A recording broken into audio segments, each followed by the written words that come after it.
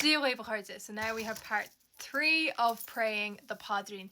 So, Tareish Arnahid agus Sheda Bahura. So after praying the Our Father and the Hail Mary, the last prayer that you pray, well, second to last on each decade, is the Glóir don Athair.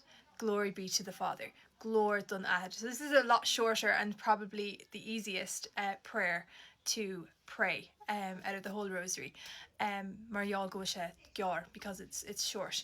Okay, so I'm going to use the book that I had in the last couple of videos, which I really enjoy using. I use it a lot. So yeah, we'll get into it. So here we see the Glóir don Athair, the glory be to the Father. So here we go. Glóir don Athair, glory be to the Father, agus don Wach, and to the Son, agus don Spirit Níomh. So Glóir don Athair, agus don Wach, agus don Spirit Níomh.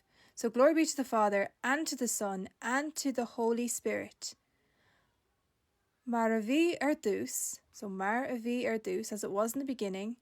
Mar atá inis, so as it was in the beginning, is now, mar atá inis, agus a bhés go brach, le síl, na síl. Amen.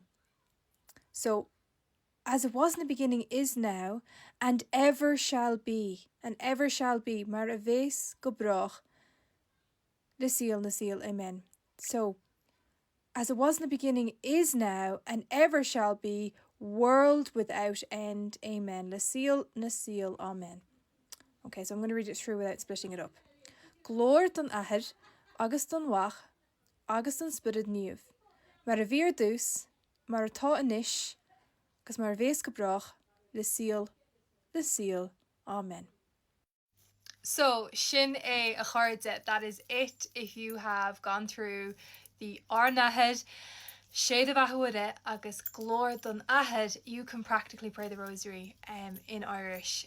Obviously some might take a little bit to learn. Glóir don Athair, we've just done, is probably the easiest.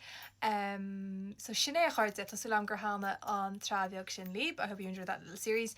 Agus mátha si begin níos mo gaige ólam. Leannig mar an na man thu síalta agus fecha me sa gide is an eile si a chairde. Slán go fólín!